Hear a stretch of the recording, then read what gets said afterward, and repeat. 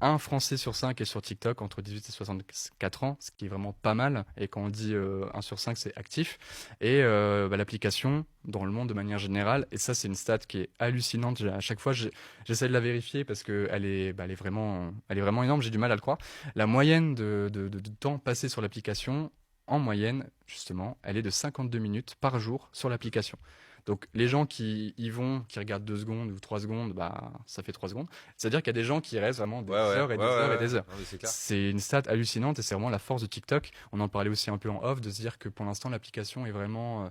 C'est pour ça que c'est l'intérêt d'y aller maintenant, parce qu'elle est vraiment user-friendly. Ouais. Elle met pas trop de pubs. Elle essaye de mettre les contenus en avant intéressants. Elle a un algorithme ultra poussé.